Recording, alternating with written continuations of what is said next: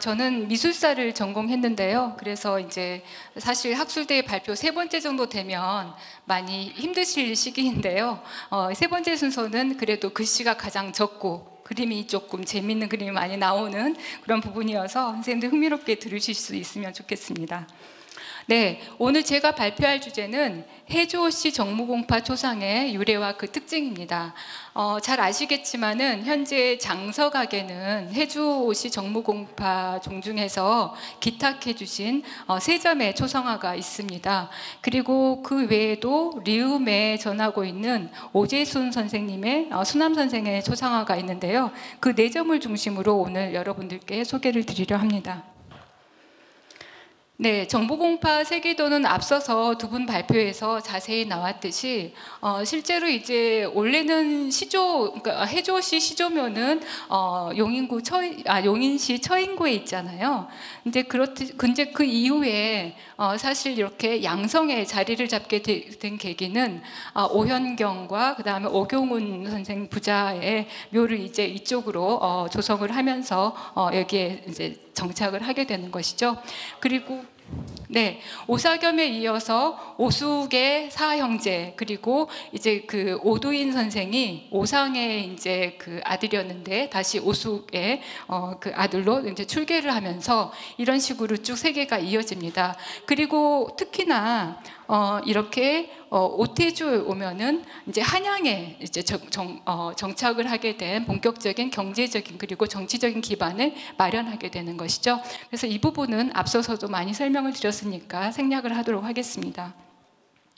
그리고 이제 더군다나 오재순 수남 선생의 경우에는 종조에 굉장히 신실한 신하로서 많은 그 총신으로서 애정을 받았던 인물입니다. 그래서 거기와 관련된 초상도 이제 전하고 있는데요. 그래서 문중에서는 현재 갖고 있지는 않지만은 리움 소장의 오재순 초상화를 제가 포함시킨 이유가 여기 있습니다. 그리고 마지막으로는 특히나 이런 식으로 해서 오숙의 이제 종계를 이어서 이렇게 이어지지만 오상 선생의 이제 그쪽에서 이렇게 오둥 그다음에 이쪽으로 이어지는 이쪽 마지막에 초상화가 오채선 선생의 초상화가 전합니다. 그래서 이 네 분을 중심으로 오늘 소개를 드리려고 합니다. 네, 안성시 양성면 독봉리의 해조씨 묘역, 아까 이제 박성호 선생님이 굉장히 그 각도를 잘 잡은 묘역을 보여주셨는데요. 이렇게 이제 양지 바른 곳에 조성이 되어 있습니다.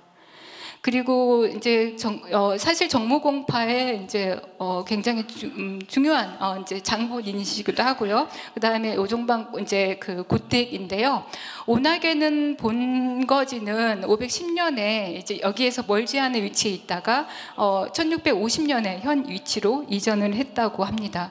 그리고 여기 이제 구조는 너무나 잘 아시겠지만 사당이 이 뒤편에 독립적으로 조성되어 있는 것이 특징입니다. 그리고 이제 사당하면은 어떻게 보면 초상과도 밀접한 관계가 있고, 그다음에 위패를 주로 모셔서 이제 제사를 지내는 것이 일반화되어 있지만은 초상도 어떻게 보면은 이제 영당에서 주로 이제 모셨기 때문에 이제 연관성이 있을 것 같아서 한 번 더 강조를 드리는 거고요. 그 다음에 이제 정무공파 제실이 새로 조성된 것은 2010년입니다. 그래서 저도 여기를 한번 방문해 본 적이 있었는데요. 그때 숙문각에서 전시했었던 오숙 선생님의 천파공의 초상화를 그때 한번 실견한 적이 있었고, 그 이후에 장서각으로 기탁이 됐기 때문에 지금은 이제 거기에는 모사본이 전시되어 있는 걸로 알고 있습니다. 네, 그리고 오낙에는 여기에가 이 덕파루가 과거에 제실 자리라고 들었는데요. 이거를 중심으로 해서 이 터를 이제 다시 다지고 해서 이렇게 넓은 정무공파의 제실을 조성했고, 특히 할 만한 점은 지역 유림에서 경항사를 조성해서 여기에 이제 간제 전우 선생과 그 다음에 오진영 선생의 위패를 모시고 있고, 그 위로는 오이상 선생의 위패를 세 분의 위패를 모시고 있는 게 특징입니다. 여기선 이 부분은 이제 종중에서 관리는 하진 않지만은 그래도 해조씨를 이해할 때 같이 연결된 부분이어서 소개를 드립니다. 네, 그리고 이제 조선시대 유명한 18세기 중반에 만들어진 지도인데요. 해동지도 여러분 잘 아시잖아요. 여기에도 보면은 그러니까는 여기 보면은 오판서 서원이라고 되어 있고요. 그 다음에 여기는 오판서 묘라고 되어 있습니다. 사실 형조판서를 지내셨기 때문에 오두인 선생이, 그래서 이제 이 지도에까지 이렇게 서원과 덕봉서원과 그 다음에 묘, 오두인 선생의 묘가 이렇게 이제 실제에서는 이렇게 나타나는데요. 과거 지도에서는 이렇게 그려놓은 것이죠. 그래서 18세기 중반까지만 해도 오두인 선생의 그 다음에 그 해주오씨의 위상을 짐작할 수 있는 그런 지도라고 할 수 있겠습니다. 그리고 이제 덕봉서원에서는 지금도 오두인 선생의 초상을 같이 모시고 있는 걸로 알고 있는데요. 물론 이제 그 원래 작품은 장서각에 기탁이 되어 있지만은 모사본을 함께 여기에서 모시고 있는 것으로 알고 있습니다. 네, 이건 이제 그 묘소 조성한 모습이고요. 네, 그래서 오늘은 말씀드린 바와 같이 오종방을 중심으로 한 그 세 개가 형성이 되었고, 오숙 청파공의 조상과 그 다음에 오두인 양곡 선생의 조상, 그 다음에 수남 오재순 선생의 조상과 그 다음에 효정공 오채선 선생의 조상을 차례로 살펴보도록 하겠습니다. 네, 1624년에 명화가가 그린 오숙의 공복 조상입니다. 실제로 지금 이제 이걸 보면은 여기에 제목이 뭐라고 되어 있냐면 관찰사 천파공 33세 진상이라고 되어 있습니다. 여기 이제 제목이 여기 있거든요. 그리고 이쪽에 제가 박스 쳐놓은 것 이 부분은 명나라 화가의 도장이 2방이 있고요. 그 다음에 이쪽에 초록색 인장이 4방이 있는데요. 이것은 직접 오숙 선생의 인장입니다. 그래서 위치를 한번 유념해서 살펴봐 주시고요. 오숙 선생의 관찰사 이력이 대체 그럼 언제일까 살펴봤더니 이게 1627년에 강원도 관찰사를 처음 하셨고요. 그 다음에 31년에 경상도 관찰사, 그 다음에 33년에 황해도 관찰사를 역임하셨습니다. 그렇다고 한다 그러면 이 제목은 그 이후에 그린 것을 알 수가 있겠죠. 1624년은 어떤 해냐면 이제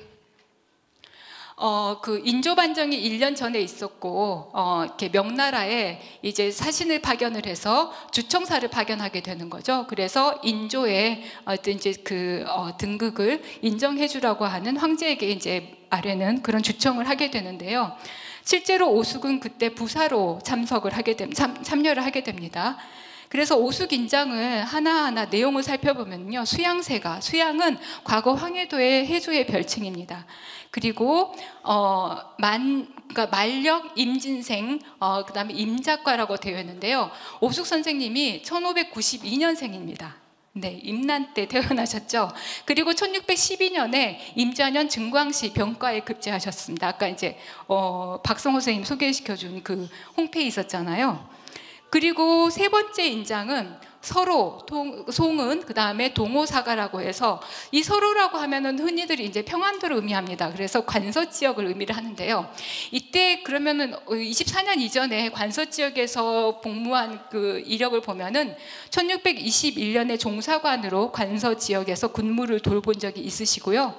그 다음에 이제 말씀드린 바와 같이 1623년에 10월에 이 이제 쟁쟁한 인물들과 함께 그러니까 동호당에서 이제 한강의 동호에서 독서당 사가독서를 하게 됩니다.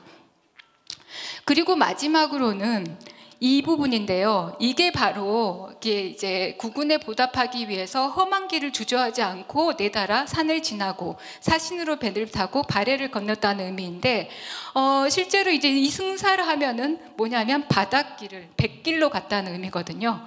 그래서 이때는 위쪽에서 그 후금이 이제 계속 쳐들어오고 있었고 위협을 하고 있었기 때문에 사행로를 이용하지 못하고 백길 사행을 하게 됩니다. 굉장히 위험한 사행을 하셨죠. 그래서 이제 그 부분을 설명한 것입니다. 그래서 이 인장 모두가 오숙 선생이 사행한 정황과 이렇게 맞물려서 그 이전과 그 다음에 그때 당시에 정황을 반영하는 인장이라는 걸 확인할 수 있습니다. 네. 그래서 이 초상을 보면은요, 여기에 천계사년, 갑자, 갑자, 동, 제, 연경, 옥화관 사진이라고 해서 연경 옥화관에서 그림을 진상을 그렸다는 의미거든요. 근데 이 옥화관이라고 하는 것은 이제 과거에는 사신이 북경에 가면은 조선 관소가 있습니다. 사신들이 머무는 관소, 여기를 이제 조선관이라고 했고, 특히 이제 옥화의 서북 쪽에 있다고 해서 옥화관이라고 이름 지었습니다.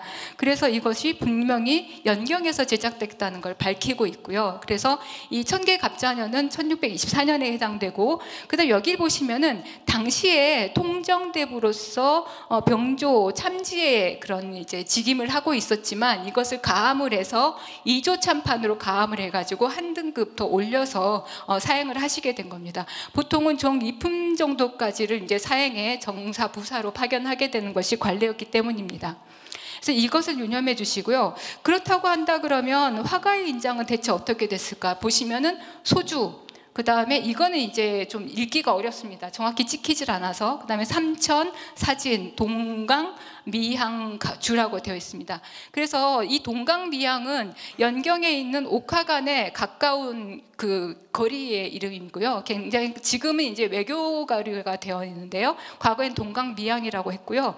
그 다음 이 소주는 절강성 항주 옆에 있는 소주입니다. 그래서 이 인물이 절강성 태생의 소주가 이제 고향이었다는 걸 알 수가 있고요. 이 삼천이라는 호는 제3천이라고 하는 명승이 이제 이 소주 호구에 있는데요. 아마 이 지역 태생이었던 것을 추론할 수가 있습니다. 그래서 여기에서 보시면 특히나 이 그러니까 사진이라고 하는 것을 명시했다는 것은 이거는 이제 그 사람의 초상을 그린다는 의미거든요. 그래서 자기가 잘 그리는 특장인 초상을 잘 그린다는 것을 여기서 이제 간접적으로 밝히고 있는 것으로 보입니다. 네, 그래서 이제 이렇게 읽을 수가 있는데요. 천파공의 그 확대한 얼굴입니다. 우리나라 일반적으로 17세기 전반에 그려지던 초상화법하고는 다르게 측면이 아닌 정면상을 이제 그려놓았고요. 그 다음에 굉장히 청수하고 그림이 탁하지 않고 얼굴이 맑게 그려진 것이 일반적인 현상입니다. 그래서 정면상과 그 다음에 채색 방법, 그 다음에 인물을 묘사하는 데 있어서 이런 이제 그 뭐라 그럴까요? 입체적인 화법들 이런 것을 이제 찾아봤더니 과거에 명나라 때 파신이라고 하는 호를 갖고 있는 증경이라고 하는 인물이 있었습니다. 이 인물이 이제 절강과 강소성에서 주로 활동하던 인물인데요. 그래서 이제 이 파신파의 그 대표적인 이제 이런 그 화풍들을 이 그 옥화관에서 오숙 선생의 초상을 그려줬던 화가가 영향을 받았던 것으로 보입니다. 같은 강남이잖아요. 그래서 이제 이런 느낌의 그래서 그 선묘를 최소화하면서도 입체감이 어느 정도 은은하게 드러나고 청수한 얼굴들 이런 묘사법은 공통점을 갖고 있습니다. 네, 그리고 이제 세 분은 이 수염의 모습인데요. 수염에 이제 이런 구부러진 이런 터럭의 한 올 한 올을 정말 한 올도 놓치지 않고 그리려고 노력을 했고, 그 다음에 보시면 이 흉배의 모습이 굉장히 좀 특이합니다. 그래서 이제 이것이 과연 어떤 이렇게 관품을 그린 흉배인가 한번 살펴보면은 당시 관직은 병조참지셨잖아요. 이 병조참지는 당시에 그 정삼품에 해당합니다. 그래서 관복 같은 경우에는 백한의 흉배를 하고 있어요. 그래서 이 부분을 보시면 이런 이제 백한의 그러니까 마치 이건 공작꽃처럼 묘사가 되어 있는데 우리나라의 그런 그 흉배에 익숙하지 않았던 화원이 그리다 보니까 이런 어색한 부분은 있지만 이게 흰색으로 묘사된 것을 보아서 이 백한을 그린 것으로 보입니다. 그리고 이제 두 마리가 그려져 있는데요. 그래서 이것은 이제 정삼품에 해당되는 흉배이고 관대는 대신에 정2품에 학정금대를 하고 계십니다. 가함을 하고 가셨잖아요. 그래서 이제 이게 초상에서 나타나는 특징이고요.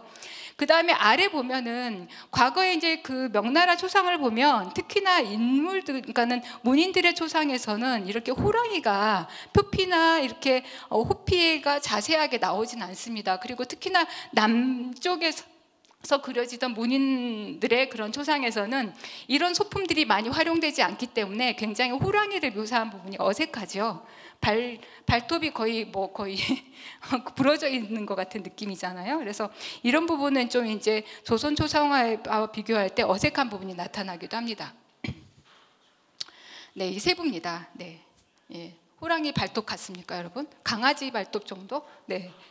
그래서 이제 이렇게 이런 이제 화가의 그런 인장도 옆에 같이 나타나고요. 특히나 이 족자대 같은 경우도 좀 다른 형식으로 문양이 그려져 있습니다. 그리고 이제 두 번째로는 1687년에 조세걸이 그렸다고 전하는 오두인 선생의 초상입니다. 이것도 역시 공복초상이고요.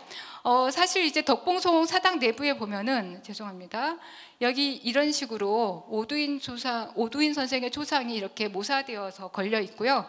여기에는 이제 지방을 모시는 신이 부분이죠. 그리고 여기 보면 양곡 오충종공 64세 진상이라고 해서 숭종후 정묘년에 그 기영, 이거는 이제 평안도를 의미하거든요. 평안도 가명을 의미하는데 화사 조세걸이 소사 그린 바이다, 이렇게 했거든요. 그린 것이다. 그래서 이제 이 초상에 대한 내력을 자세히 이 상축에, 초상 이쪽 상축 뒷부분에 기록을 하고 있는 게 특징입니다. 특징적인 부분은 그 당시까지만 해도 사실 이제 손은 보통은 읍을 하고 있는 공수 자세로 해서 소매 안에 넣는 게 일반적인데, 이렇게 오른손 손가락이 이제 무릎을 짚은 형태로 나타나고 있는 게 특이한 형상이고요. 네, 그리고 이제 상단에 보면은 이렇게 양곡 오선생 화상이라고 되어 있는데, 이건 아까 이제 그 농암 김창엽이 써준 것입니다. 그러니까 오진주의 그 이렇게 장인이잖아요. 그래서 이런 이제 그 서로 간에 이렇게 뭐랄까 인맥을 통해서 이런 식으로 이렇게 서로 써준 이제 상황을 설정해 볼 수 있는데, 이거는 그보다 조금 더 그림이 그려지고 난 이후에 다시 후에 다시 1969년에 쓴 것으로 보입니다. 그래서 공의 인품됨과 그 다음에 성정을 자세하게 기록을 하고 있고요. 그래서 이제 세부를 보면은 이렇게 수염이 굉장히 하얗게 새 있는 모습, 그 다음에 눈썹에 비해서 하얗게 새 있는 수염이 인상적이죠. 그리고 이제 주름이 이렇게 은은하게 다 이렇게 그려져 있는데요. 이런 이제 그 조세걸의 그 초상을 그리는 방법론을 비교를 해볼 수 있는 또 다른 작품을 갖고 오면은, 여기 이제 먼저 오두인 선생의 초상은 또 세부 흉배를 살펴보겠습니다. 아까도 말씀드린 바와 같이 손을 이렇게 관대를 하나는 잡고 있고, 그 다음에 오른손은 무릎을 짚고 있는 형태, 이런 형태는 굉장히 명나라에서 많이 나타나는 형태거든요. 근데 좀 특이하게 조세걸이 많은 좀 다양한 시도를 해본 것 같습니다. 그리고 여기에 보면은 품계는 그 당시 이제 평안도 관찰사 종이품에 해당되죠. 그래서 보통은 소금대를 해야 되는데 여기서는 이런 식으로 삽금대 형태를 하고 있는 게 특징이고요. 흉배는 정삼품에 해당되는 쌍악 흉배를 하고 있습니다. 이건 이제 당상관 이상이 다 오기 때문에 이건 큰 이렇게 오류가 없다고 보셔도 될 것 같습니다. 그리고 아래에 보면은 이렇게 족자대 부분에 이렇게 호피가 내려온 부분을 확인할 수가 있는데요. 이것과 이제 같이 비교해 볼 수 있는 대표적인 사례가 박세채 선생의 초상입니다.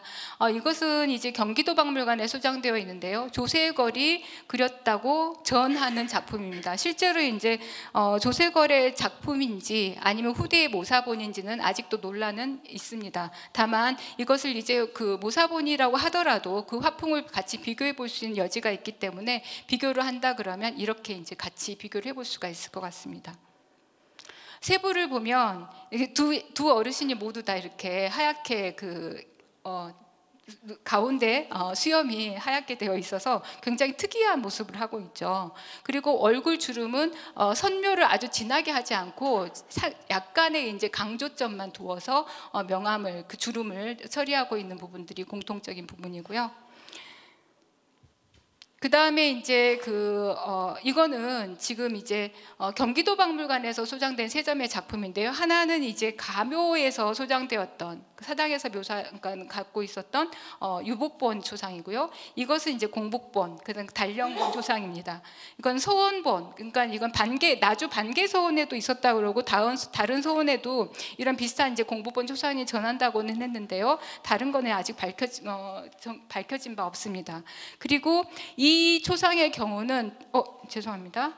특이하네. 네, 이 초상의 경우엔 특이하게도 이렇게 이 공복 색깔 부분만 이렇게 파여져 있습니다. 그래서 미완 성본인지 정확하게는 파악되지는 않습니다. 그래서 이것이 이제 그리다가 좀 마음에 들지 않아서 이것을 다시 이런 식으로 시도를 한 것인지, 아니면 이것이 먼저 그려진 것이고 이게 후대 모사 본인지는 확인할 필요가 있습니다. 다만 다른 초상하고 비교를 했을 때, 이 두 초상을 비교를 했을 때 이것이 조금 더 그 터치는 좀 더 자연스러운 느낌은 없지 않아 있습니다. 그래서 이 작품에 대해서는 조금 더 생각해 볼 여지를 두고 있습니다. 그리고 1791년 이명기가 그렸던 오제순의 공복초상입니다. 이건 이제 리움에 소장되었다고 했는데요. 1786년에 규장각 시인들의 초상을 반신상으로 그려서 이렇게 공복본으로 그린 초상 화첩이 있는데, 이것이 일본 델리대에 소장이 되어 있습니다. 이거는 이제 직접 정조의 명으로 해서 이제 직접 도화서 화원들이 그린 초상 화첩이고요. 이 오른쪽에 있는 것은 그 오제순의 그런 정면상으로 그려진 작품입니다. 그래서 화풍은 좀 달라서요. 이것을 똑같이 이 그림을 그린 화가가 그린 것인지는 이렇게 확답하기는 어렵습니다. 다만 이제 도화서 화원이 그렸다는 것은 명확하고요. 그리고 이제 세부를 보면 다른 것은 이제 일반적으로 이 시기에도 꾸준히 초상은 정면상이 아니라 측면상으로 나타나거든요.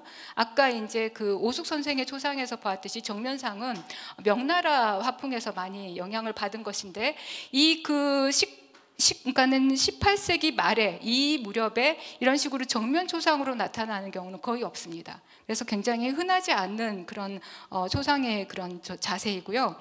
그 다음에 정면에서 보면은 이 수남 선생의 얼굴 주름이요, 선묘가 아니라 굉장히 융리문이라고 해서 사람의 털럭 아니면 얼굴 주름을 굉장히 섬세한 붓터치로 거의 선묘가 드러나지 않게끔 자연스럽게 묘사하는 그런 묘사법으로 그려진 것을 확인할 수 있습니다. 굉장히 정교한 것이죠. 근데 이런 묘사법이 처음부터 나온 것이냐? 그러진 않았습니다. 자, 그리고 이제 흉배 부분인데요. 이거는 이제 술을 놓거나 이런 부분이기 때문에 굉장히 스티치가 이렇게 섬세하게 묘사가 된 것이 특징입니다. 이런 부분도 그렇죠. 그래서 이것도 이제 그 당시에 선생의 여러 이렇게 정황하고 비교를 해봤을 때 굉장히 자연스럽고 정교하게 그려진 것은 분명합니다.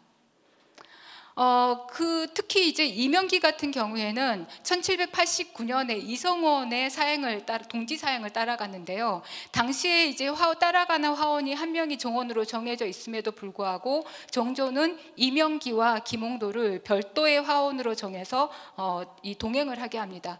그래서 이들에게 특명을 내렸던 것이 분명한데 어떤 일이었는지는 추정하기는 어렵습니다. 다만 지금 현존 작품으로 생각을 해볼 때 이럴 가설을 설정할 수 있습니다. 용주사는 사도세자의 혈융원에 보호사찰이잖아요. 소호사찰이잖아요. 그래서 이 용주사의 3세불의도를 이명기와 김홍도가 감동. 그러니까는 전체 이제 김득신이나 여러 화원들이 참여를 하긴 했지만은 이 두 화사가 전체적으로 감독을 해서 그리게 한 것이거든요. 그래서 다른 그 지역의 비슷한 시기에 제작되었던 이렇게 보살도랑 비교를 해보아도 굉장히 명암법이라든가 그리는 묘사법에서 차이가 있는 것을 알 수가 있습니다. 따라서 이 오제순의 초상화 같은 경우에는 이런 이제 그 사행 이후에 1789년 사행 이후에 이런 이제 서양화법을 본격적으로 눈으로 직접 이렇게 목격을 하고 와서 새로운 화법을 오제순 초상에서 시도를 해본 것으로 보이고요. 그 다음에 87년에 사행 이전에 제작된 김치인의 공복초상은 사뭇 다릅니다. 그래서 이제 이런 차이점을 한번 같이 보실 수가 있을 것입니다. 그래서 수남 선생의 초상화는 우리나라에서 지금 조선 후기 초상화 중에 가장 정수라고 해도 무리가 없을 만큼 굉장히 잘 그려진 수작이거든요. 네. 그래서 이제 김치인의 그 얼굴과 그 다음에 오재순의 초상의 세부를 비교를 해보아도 그 기교법에서 선명한 차이를 느끼실 수가 있으실 겁니다. 그리고 이제 비슷한 시기이긴 하지만은 이제 거의 10년을 상간으로 해서 그 이전에 그렸던 이명기의 강세형 공복본 조상과 그 다음에 오재순의 초상, 여기는 역시 측면으로 나타나죠. 그리고 역시 여기에서도 그 초상화에서의 그런 입체화법을 시도를 하긴 했지만은 이 그 강세왕의 얼굴 묘법과 오재순의 그 얼굴의 묘법은 조금 더 이쪽이 더 서양화법적인 묘사와 그 다음에 더 자연스러움이 묻어나 있습니다. 네, 그리고 오재순 초상화가 이제 특히나 이제 그 이명기가 그린 그 오재순 초상화는 1791년에 제작이 됐다 그랬죠. 비슷한 시기에 이제 제작이 된 다른 이제 규장각신의 초상을 보면 최재공의 초상을 예시를 들 수가 있는데요. 이것은 수원 화성박물관에 기탁되어 있습니다. 여기 보시면 이것도 역시 이명기가 그린 것인데 최재공의 시복본 초상과 그 다음에 공복본 초상이 있습니다. 근데 이 시복본 초상의 이 부분을 좀 자세히 살펴볼 필요가 있는데요. 1791년은 정조의 어진을 제작한 해입니다. 여기에는 이명기가 화원으로 주관 화사로 참여를 했고요. 보통은 이제 어진도사를 하게 되면은 우리가 이제 임시기구를 설치하게 되는데 그걸 도감이라고 합니다. 근데 이 도감을 따로 설치하지 않고 대신에 규장각신인 최재공이나 오재순 이하 이런 이제 서영보 박우홍 같은 그런 인물들에게 주관을 하도록 정조가 명령을 합니다. 특별히. 그래서 이제 이들이 주관을 하게 되는데요. 이제 그 공로로 해서 1791년 10월 7일에야 어진도사가 마무리가 되고 이제 시상이 이제 있게 됩니다. 근데 여기에 보시면은 번암 최상국 제공, 그 다음에 백규보 73세의 진이라고 되어 있고요. 화사 이명기라고 되어 있습니다. 그래서 이명기가 그렸다는 걸 밝히고 있고요. 근데 이 그림이 재밌는 게 성상 15년이라고 되어 있죠. 신해년이라고 한다 그러면 이게 이제 1791년에 어진도사를 한 해입니다. 그리고 여기에 보면 어진도사 후에 승명, 그 모상, 내입, 기여, 기여본, 명년, 임자, 장이라고 되어 있죠. 그래서 이거를 이제 해석을 해보면은 번암 최상국의 최재공의 73세 초상인데 화자는 이명기였고 1991년에 어진을 도사한 이후에 초상을 그려서 내입을 하라고 했는데 사실 어진을 초상이라고 하진 않았습니다. 그건 외람되었기 때문에 이 초상이라고 한다 그러면 왕의 어진이 아니라 그래서 이 상은 최재공상이라고 이해하시면 될 것 같습니다. 그리고 여기 보시면 이제 내입을 하라고 했으니까 분명히 내입을 한 건 맞습니다. 이 시기에 그려가지고. 근데 다만 나머지는 장황을 그 다음에 했다고 되어 있거든요. 92년에. 근데 이 시복본은 최재공의 73세 상이기 때문에 이게 1792년에 해당합니다. 일반적으로 임금에게 초상을 그려 올리는 것은 보통 공복본, 단령본을 먼저 그려 올리는 게 일반화되어 있거든요.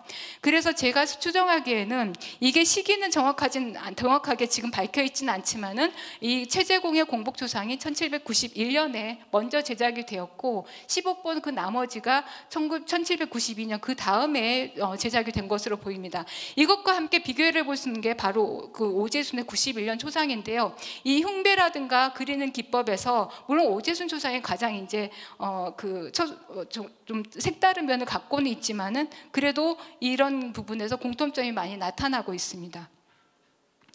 그래서 지금 현재 오재순 초상과 그 다음에 최재공 초상을 이제 정조가 이제 그리도록 명령을 했고 내입을 하도록 했었기 때문에 아마도 이 91년 초상도 정조의 명으로 인해서 이명기가 그린 것이라 추정을 하고 있습니다. 마지막으로 이것도 굉장히 흥미로운 자료인데요. 1879년에 화승 각순이 그린 오채선의 공복초상입니다. 이건 앞서서 이제 굉장히 눈이 현란하게 이제 좀 화려하게 그려졌던 다른 초상하고는 다르게 굉장히 뭐라 그럴까 이색적인 화법으로 그려져 있죠.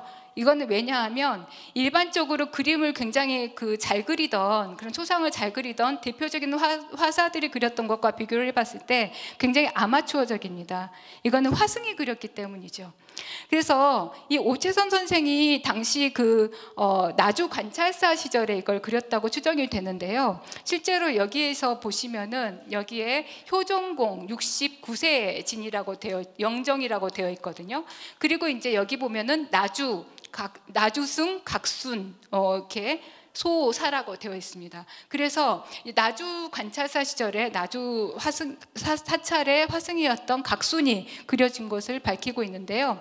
실제로 일반적으로 화상의 진영 같은 경우에 우리가 일반적인 일반인의 초상을 진영이라는 하지는 않습니다. 보통은 대승려들의 대사들의 초상을 진영이라고 하는데요.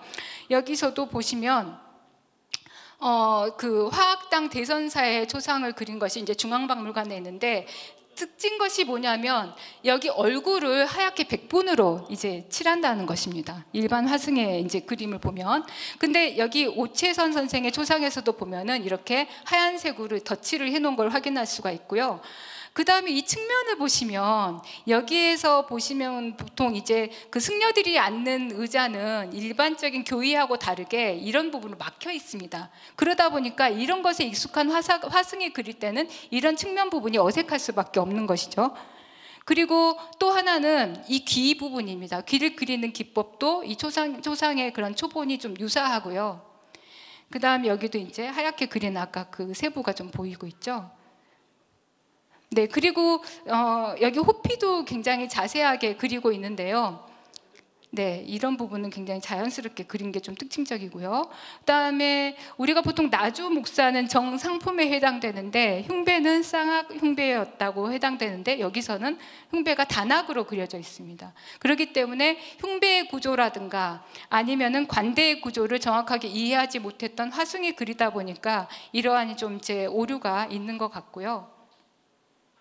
보통은 이제 이런 이렇게 관대는 사분대가 있어야 되는데 이런 식으로 이제 그려진 거, 이런 사분대를 이렇게 그린 것을 보면 마치 나무처럼 묘사를 했잖아요. 그리고 이 부분을 보면은 이 아랫부분에 이렇게 초상에서 이런 식으로 꺾인 부분, 이런 부분 있잖아요. 이런 부분이 아까 앞에 화승을 그리던 이런 묘사법하고 여기 있죠. 이런 측면, 이런 묘사법하고 아주 유사합니다. 네, 그래서 제가 이제 다른 부분은 내용들을 자세히 썼기 때문에 발표문을 참조해 주시면 될 것 같고요. 세부적으로는 이렇게 네 분의 회주오씨 조상님들의 초상, 네 분의 초상을 이 시간을 통해서 소개시켜 드렸습니다. 이 시간 제 발표를 마치도록 하겠습니다. 감사합니다. 네, 양곡 선생님뿐만 아니라 전공파 전체 초상 제작 배경과 화가에 대해서 발표해 주신 정은주 선생님께 감사드립니다. 다시 한번 큰 박수 부탁드리겠습니다. 마지막으로 네 번째 발표는 안성지역 서원 설립과 덕봉서원이라는 주제입니다. 발표는 안성학연구소 학술위원인 장연환 선생님께서 맡아주시겠습니다. 장연환입니다.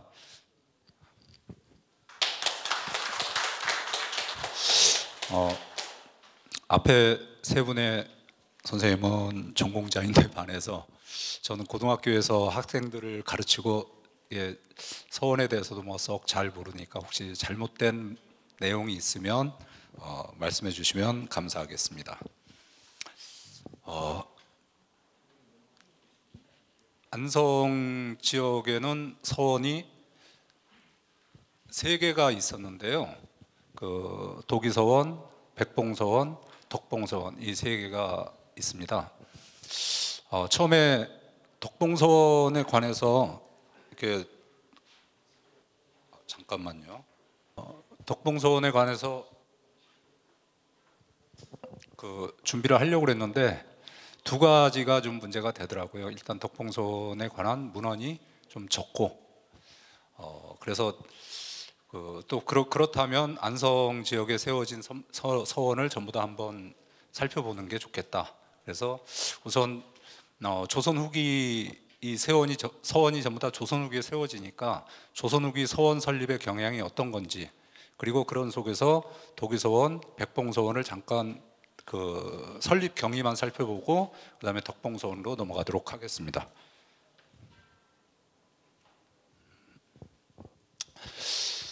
뭐 잘 아시는 바와 같이 서원은 처음으로 세운 분이 주세붕 선생이죠. 주세붕은 교화는 조년에서 비롯되므로 사묘를 세워 덕을 높이고 서원을 두어 배움이 두터워지니 가르침은 굶주림을 구하는 것보다 급하다, 이렇게 말씀하셨습니다. 서원의 설립 목적이라는 것은 후진을 양성하고 향촌을 유교에 맞게, 성리학에 맞게 교화해 가 보자는 것이 원래 목적이었죠. 서원이 건립된 장소는 아까 덕봉서원도 보셨지만 가향, 자기 고향이죠, 본향, 그 다음에 처향, 그 다음에 현재 거주지, 저 거주지는 유배간 곳도 포함이 됩니다. 그리고 수령으로 부임했던 곳, 또 뭐 그 기타 연고지에 세워지는데요. 한마디로 말하면 행적이 있는 곳엔 다 세워질 수 있습니다.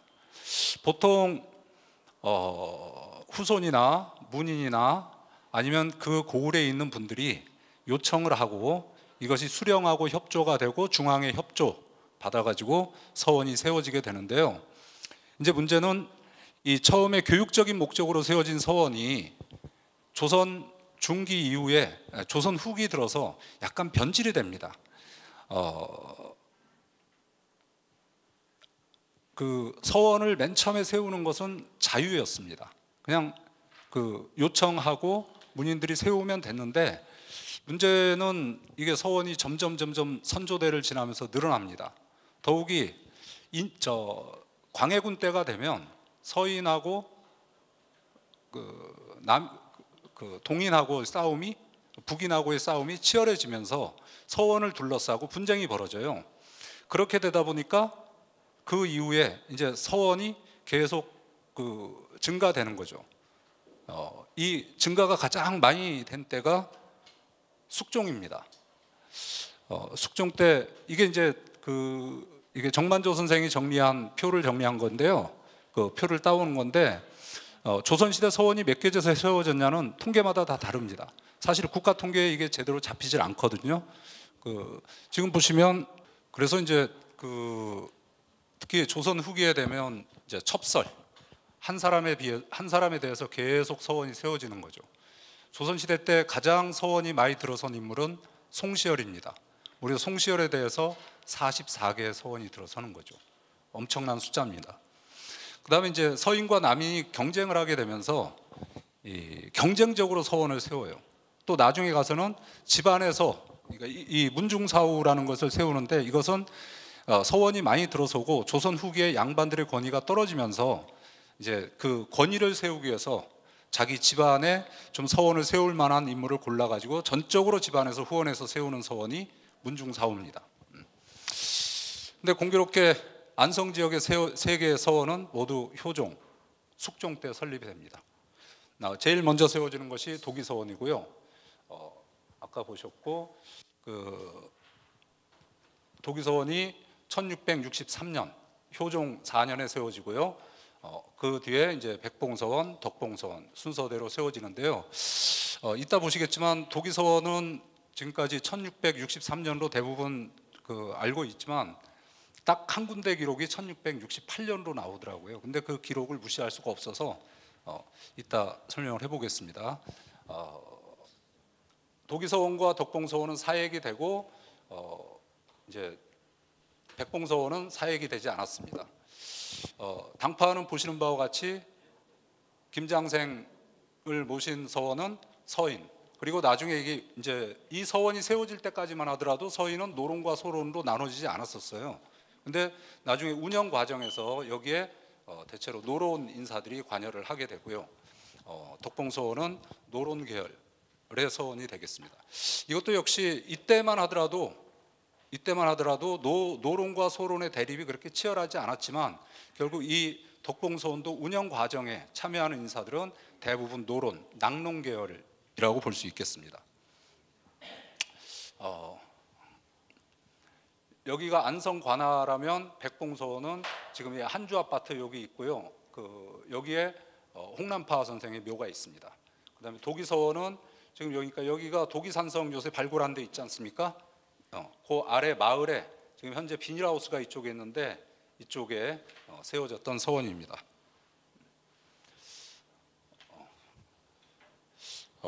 도기서원에 남아있는 우대라는 글씨인데요.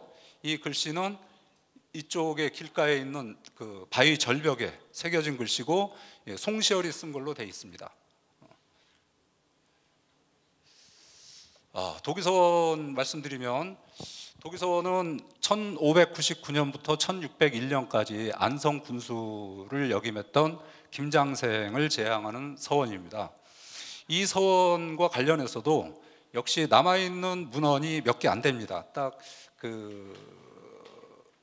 한혁이 잠깐만요. 그 뒤를 먼저 보시면 안성군 도기서원 영기정기, 이거 송시열이 쓴 건데 여기에 이제 서원이 세워진 내력이 나오고요.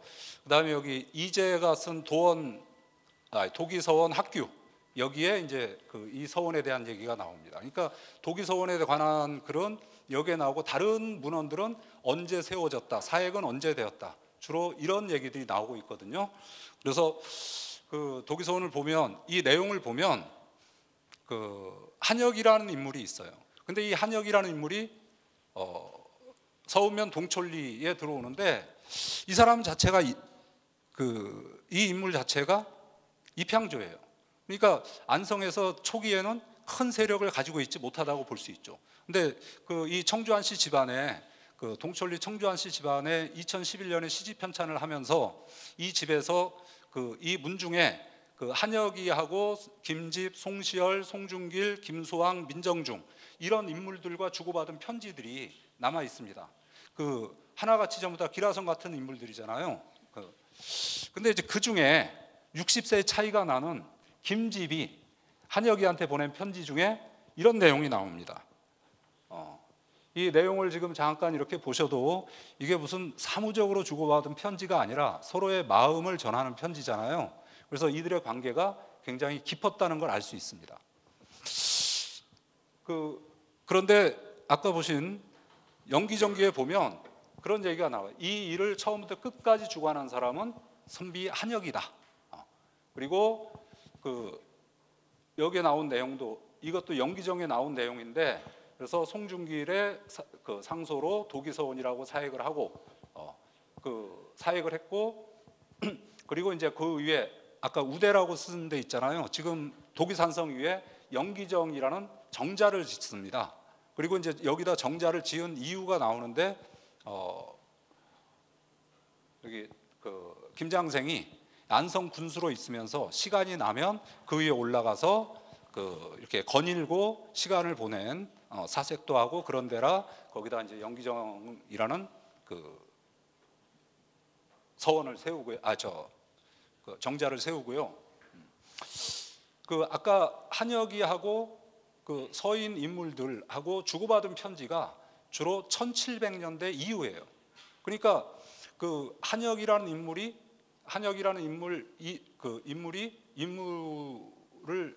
제가 볼 때 뭐 이런 표현하면 좀 죄송한데 내세워 가지고 서원을 지어놓고 끊임없이 한혁이라는 인물을 통해서 이 서원에 관련된 관여한 것이 아닌가라는 생각이 들고요. 그 뒤에 사액하고 난 다음에 도기서원 봉안문을 쓴 인물도 송시열이고, 그리고 충문을 쓴 인물도 송중길입니다. 그리고 그 뒤에 덕봉서원의 5대 원장을 지냈던 이재라는 인물이 도기서원 학규를 제정해요. 이 학규의 내용에 보면 처음에 학규는 송중길이 제정했다고 나옵니다. 그래서 이 도기서원을 보면서 결론적으로 드는 생각은 오로지 한혁이가 주도했다라는 이 말은 이 지역에 세력이 존재하지 않았던 것 아닐까, 서인 세력이, 이런 생각이 들고 여기에 그래서 이제 이 서인들이 어떻게 보면 굉장한 정성을 쏟은 그런 흔적이 보입니다. 그다음에 이제 백봉서원입니다. 백봉서원이라고 이름 붙여진 것은 요 뒷산이 그 당시에 백봉산이라고 불렸고 이 산 이름에서 백봉서원이라고 불렸는데 1925년에 이 백봉서원을 1925년에 안성기략에서 김태영 선생이 홍우원의 호를 따가지고 남파서원이라고 불렸고 그 이름 때문에 그 이후에는 이제 남파서원이라고 하고 현재는 백봉서원보다는 남파서원이 더 많이 불려진 것 같기도 합니다. 홍우원이라는 인물은 또 남인의 기라성 같은 인물입니다. 아까 보시면 이 남파서원이 세워질 때 여기 관아가 있잖아요. 향교가 여기 있거든요. 이 바로 옆에 여기다가 서원을 세웠다는 것은 이쪽 지역에서 남인의 세력이 좀 강하지 않았나 뭐 이런 추정도 해보게 됩니다. 그런데 이 홍우원에 대한 평가가 좀 많이 다릅니다. 아까 이제 그 인물 평가에 대한 얘기도 소개가 됐는데 이게 성호 이익이라는 남인의 거두 유명한 실학자 중에 한 사람이잖아요. 이분은 임금을 모시는데 예를 긋지 아니하여 훌륭한 계책은 세상을 보익할 만하였다. 이분야말로 덕망 높고 직관하는 신하다. 이렇게 돼 있지만 나중에 갑술 한국이에 서인들이 서인들의 영향 속에서 편찬된 숙종실록에 보면 또 완전히 다른 평가가 나오죠. 그래서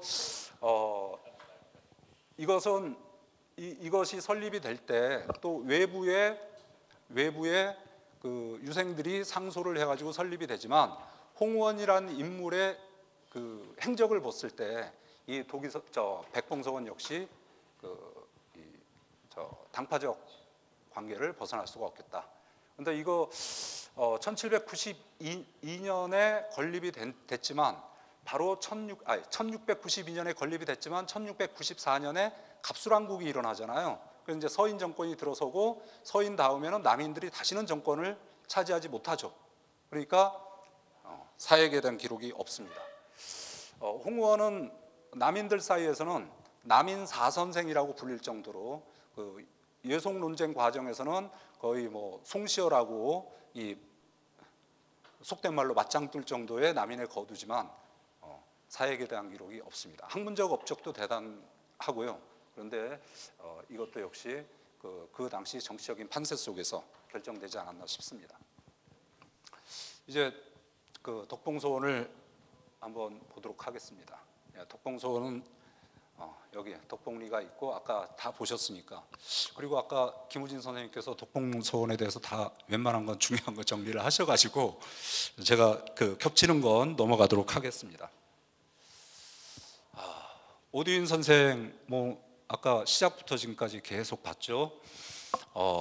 오두인 선생이 1694년에 이제 그때 타계하시고 그리고 그해 복권은 되잖아요. 그리고 이제 1695년 바로 1년 뒤에 서원이 설립이 되는데 이것도 참 재밌는 거예요. 이거는 서원 등록에 나온 기록이거든요. 서원 등록에 나오는데 1694년에 광주 생원 유지춘이 이제 박광옥 죄송합니다. 박광옥 지역에 있는 박광옥 김동명 사후의 오두인을 합향하자라고 요청을 하고 95년에도 또 파주에서 요청을 합니다. 심지어는 나주에서 이거는 요청을 하는데 허락을 안 해요. 아까 그랬잖아요. 서원이 세워지려면 행적이 있어야 되는데 나주에서는 아무런 행적이 없어요. 그런데 여기서 요청을 하니까 이건 허락을 안 합니다. 그런데 정작 안성, 양성 이쪽에서는 어떤 움직임이 없어요. 근데 제가 이제 뒤에 이렇게 볼 텐데 죄송합니다. 이게 지금 요게 청금록이고 이게 도유사 책이더라고요. 보통 근데 여기에 95명이 있고 여기 100명이 훨씬 넘는 인원이 있는데 여기에 초반에 그러니까 이게 제가 생각하기로는 1705년부터 기록이 된 것 같아요. 근데 1대, 2대, 3대를 좀 더 허씨들이 하잖아요. 1705년에 이 그 도유사 책이 나왔다면 이 허씨 집안이 큰 역할을 하지 않았는가 싶습니다. 그래서 이렇게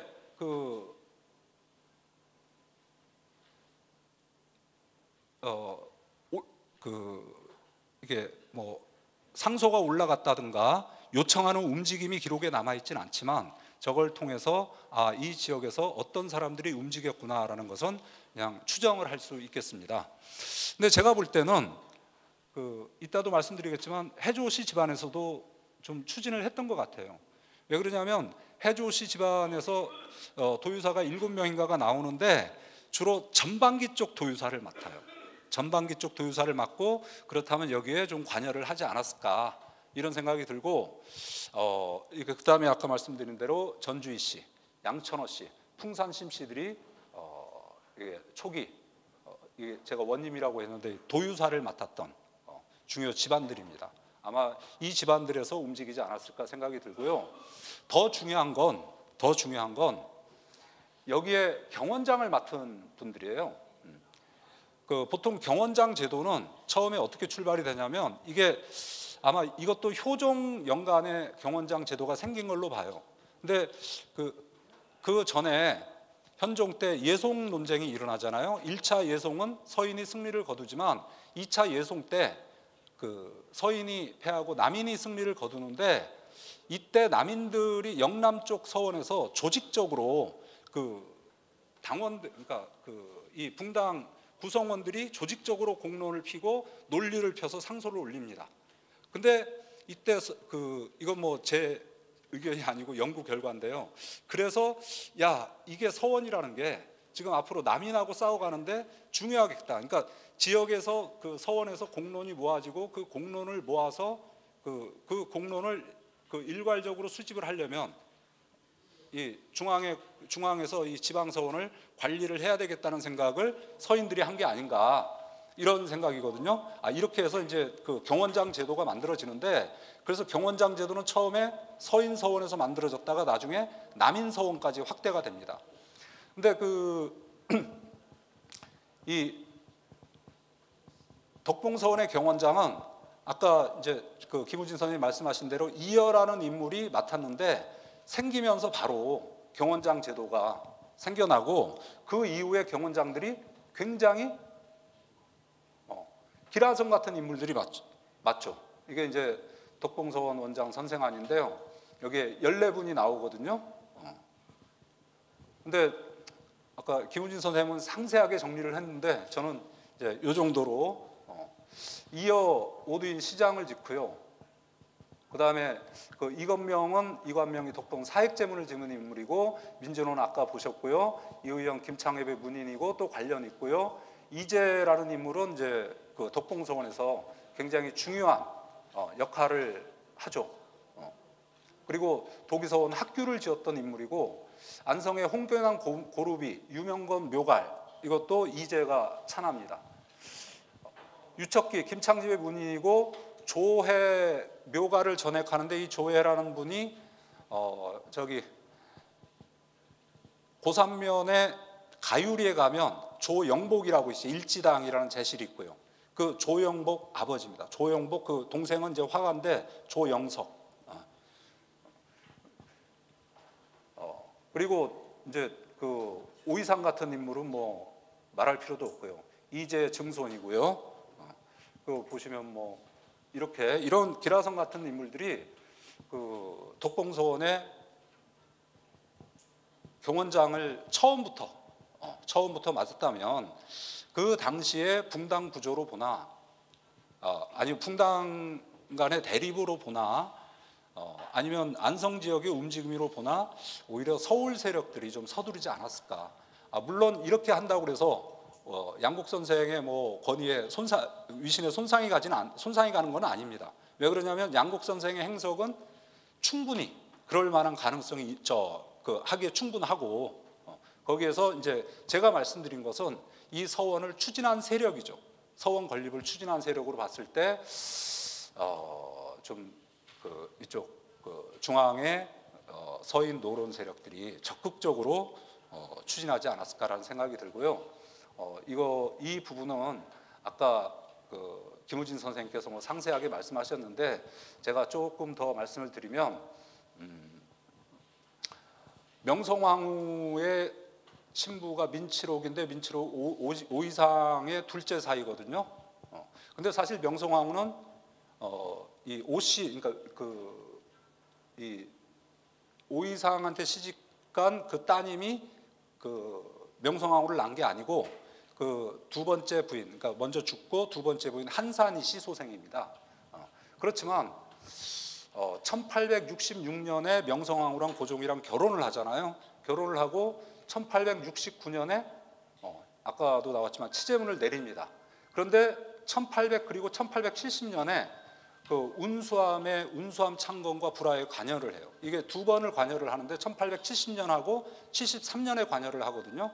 그러면 이 당시에 고종이 흥선대원군이 여기에 관여한 것도 결국 명성황후하고 관련이 있는 거 아니냐 이런 생각이 듭니다. 그리고 74년에 이제 민영목 역시 민씨고요. 그래서 해조씨 집안이 뭐 장원급제도 많이 내고 고위 관료도 많이 올라가고 그래서 이제 경화사족으로서의 위신도 있고 게다가 가장 중요한 건 오두인 선생의 뛰어난 절이도 있지만 47개 서원에 들어간 거는 이러한 어떤 일종의 이 중앙 세력과의 관계 이것도 큰 영향을 미치지 않았을까 싶습니다. 물론 이것들이 해조씨 집안에서 무리하게 이런 것을 추진한 것이 아니고 그때 당시의 상황에 의해서 자연스럽게 이런 모습이 나타났다고 보이는 거죠. 운수함 있고요. 이 글씨는 대원군의 글씨로 다들 아실 거고요. 이 건물도 대원군 때 지어진 건물이고 당시에 유행했던 이게 장인공짜 공짜 형식 건물이거든요. 공관원장 넘어가고요. 아까 그게 있다고 그랬잖아요. 원장의 원님의 경원장 부분은 말씀드렸고요. 그 다음에 이제 본관원장이 있습니다. 본관원장이 있고 경원장과 본관원장은 일종의 명예직이면서 그냥 아주 중요할 때 이렇게 훈수 정도 두는 거고 실제로 서원을 운영하는 것은 도유사, 장의, 그다음에 유사. 이제 근데 여기는 이제 유사인데 색장도 유사에 속하거든요. 도유사, 장의, 유사 이렇게 가는데 지금 도유사의 명단이 1910년 이전까지로 잡아가지고 95명이 나옵니다. 이분들을 근데 이 도유사 책이 저는 후대에 이것이 다시 쓰여진 게 아닌가 싶은데 왜 그러냐면 요 밑에 이 도유사의 예를 들어 생년이라든가 본관이라든가 맡은 연도가 들어가야 되거든요. 근데 초창기 기록에 이게 없어요. 나중에 이건 이제 뒤로 넘어가면 이게 나옵니다. 근데 초창기 기록에 이게 없는데 이분이 요 앞에 죄송합니다. 그게 없네요. 내가 넣었는데 죄송합니다. 이 앞에 의류년에 시작했다라는 내용이 나와요. 의류년의 회의에서 결정했다. 그래서 의류년이 1705년이거든요. 그래서 의류년에 시작했는데 여기 이분이 여기 나오고 여기 또 청금록에 보면 허수가 먼저 나오고요. 최선이 그 뒤에 나오고. 그래서 이 두 분으로 봐서 이 청금록도 그렇고 도유사 책도 그렇고 1905년 이후에 이것이 작성된 게 아닌가 싶습니다. 근데 성씨별 구성을 보면 이렇게 되는데요. 아까 말씀드린 대로 심씨는 인원이 적지만 초창기에 초창기의 도의사를 내리맞는 죄송합니다. 허씨가 그렇고요. 그 다음에 오씨는 뭐 13명이지만 전반기에 주로 들어가 있어요. 죄송합니다. 그리고 여기 아까 보신 바와 같이 여기에는 그 본관이 나와 있지 않아요. 그래서 본관까지 포함한 집안이 어떤 집안인지는 잘 모르겠고요. 그 다음에 장의를 봐야 되는데 장의록이 2000년에 나온 덕봉서원지를 봤는데 연대를 추적해서 올라가 보니까 1900년 이후에 작성이 됐어요. 그래서 이 장의록은 일단 건너뛰어보고 그 다음에 색장록을 좀 봤죠. 색장록을 봤더니 이것은 1819년 제가 자료집에 약간 연대를 잘못 표기했는데요. 한 110년 후에 기록이 됩니다. 110년 후에 기록이 되는데 여기 보면 전주희 씨, 경주희 씨, 그 다음에 양천호 씨, 그 다음에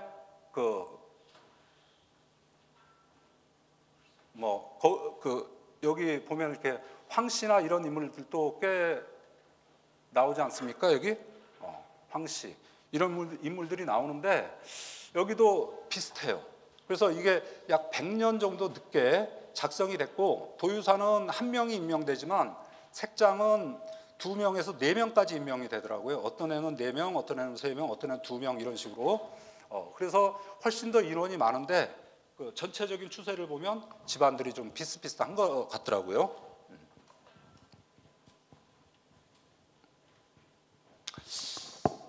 이거는 뭐 제가 조사한 게 아니고 2011년도 시사회, 그러니까 그 안성 시지에 나온 그 안성 시지에서 이 안성 지역에 있는 성씨들을 전부 다 조사를 해봤어요.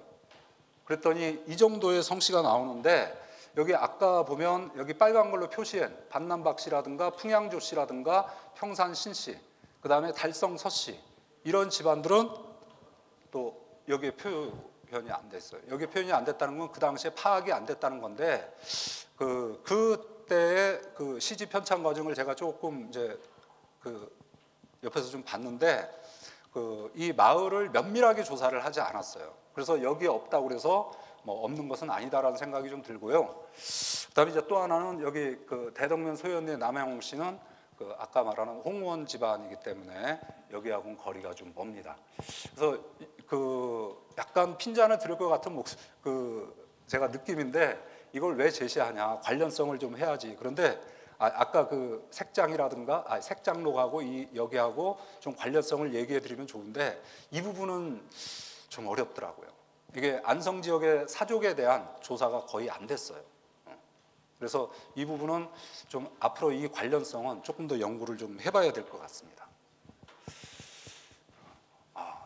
이것도 아까 이 덕봉서원의 위상하고 좀 비슷한 건데요.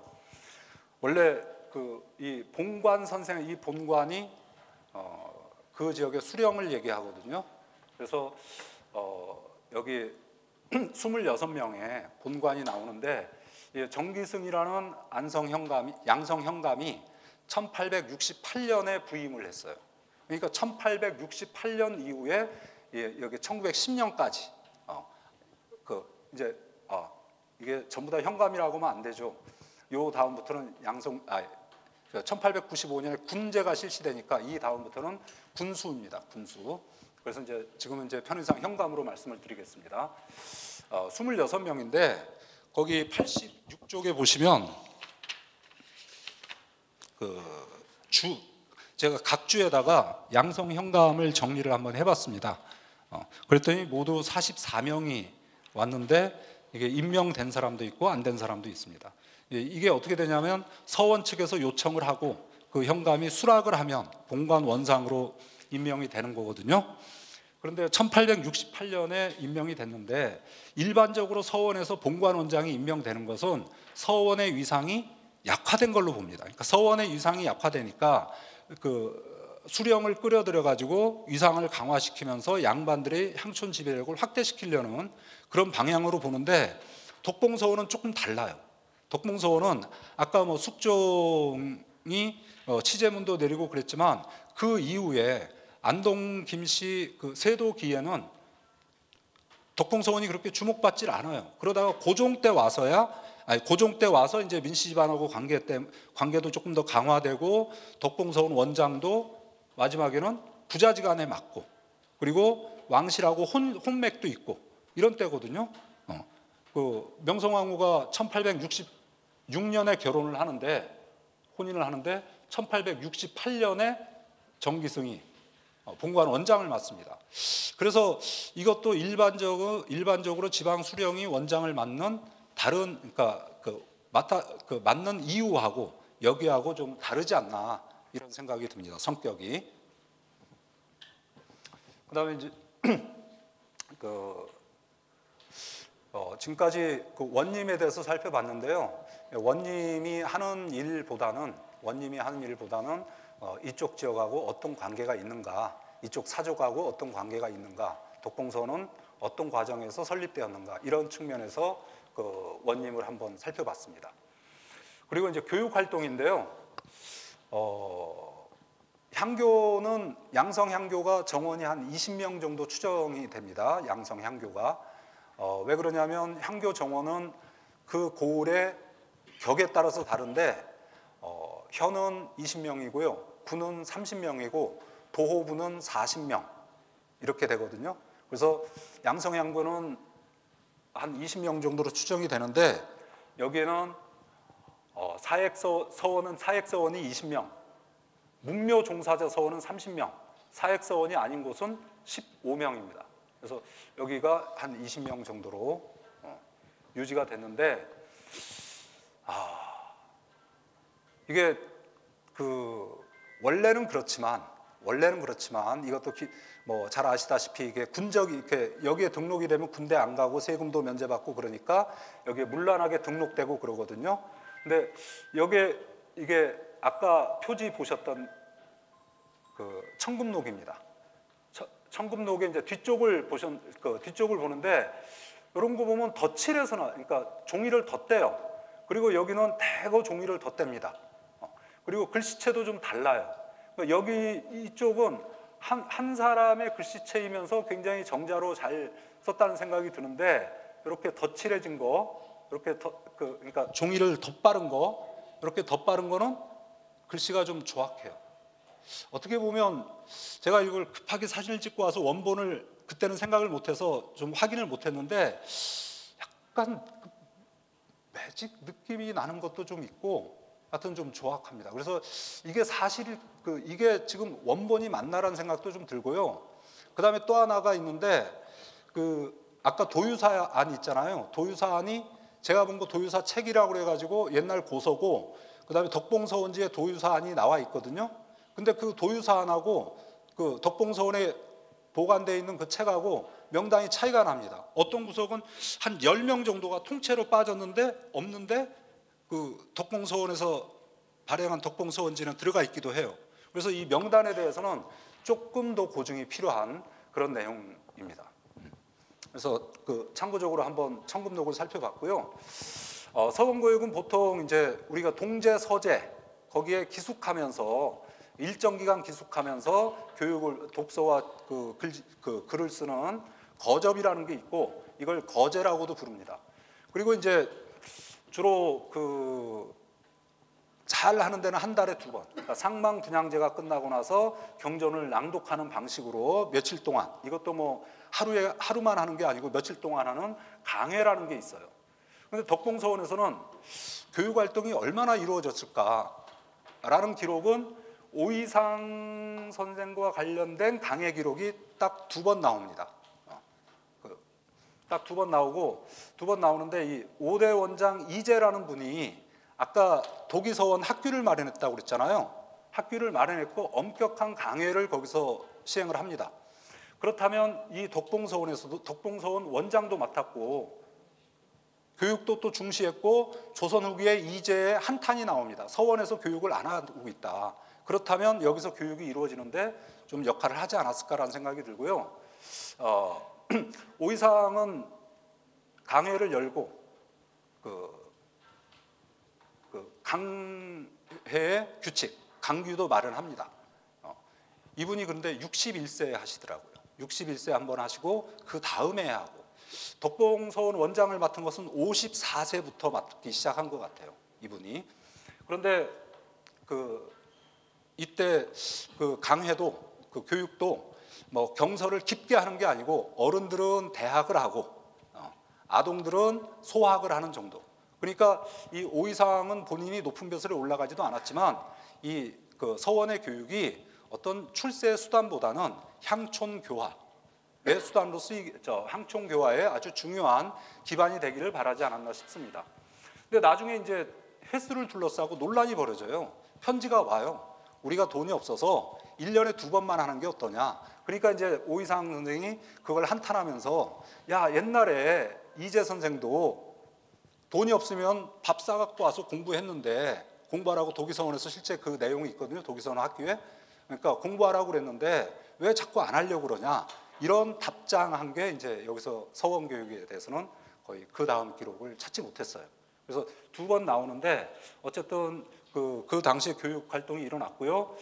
덕봉서원지에 나와 있는 강의 횟수를 보면 이제 봄, 가을에 한 번씩 한글로 나와 있는 걸로 봐서 그 이후에 좀 기능이 약화되지 않았을까. 양성중학교 과정은 시간 관계상 넘어가도록 하겠습니다. 그래서 제가 지금까지 말씀드린 것은 어쨌든 뭐 어떤 서원은 거기에 향사를 드리는 인물로부터 봐야 되겠지만 또 그 당시의 정치적인 분위기도 감안해서 본다면 안성지역 덕봉서원 역시 정치적 구도가 치열했을 무렵에 생겼기 때문에 정치적 판도의 영향을 좀 받았을 것이고, 덕봉서원이 47개 서원 중에 하나가 된 것은 그 집안의 위상 오두인 선생의 어떤 빼어난 절개, 이것도 있지만 당시에 어떤 정치적 상황도 같이 고려해서 보는 것이 실제에 가깝다, 이렇게 말씀드리고요. 이제 저도 안성에 산지는 그렇게 오래되지 않았습니다만은 앞으로 안성 지역의 유교 문화와 관련해서 서원이나 향교에 대한 기록을 좀 꾸준히 확보를 좀 해야 되겠다. 문집 같은 것도 좀 살펴보고 정밀화해야 되겠다는 생각이 들고요. 상당히 아까도 말씀드렸습니다. 그 한계가 이 지역, 그러니까 서원은 그 서원이 홀로 존재하는 것이 아니라 지역의 양반 사족들과 같이 움직이는데 이 지역의 양반 사족에 대한 움직임이 잘 파악이 안 되고 저도 그걸 제대로 파악 못해서 그걸 앞으로 과제로 좀 남겨두면서 이만 발표를 마치도록 하겠습니다. 네, 덕봉서원뿐만 아니라 도기서원 그리고 남파서원이라고 하는 백봉서원까지 안성의 모든 서원을 정리해 주신 장현환 선생님께 감사드립니다. 다시 한번 큰 박수 부탁드리겠습니다. 지금 시간이 4시 44분이거든요. 원래 10분 휴식을 하려고 했는데 마지막 토론을 위해서 6분 휴식을 하고 4시 50분에 종합 토론으로 들어가겠습니다.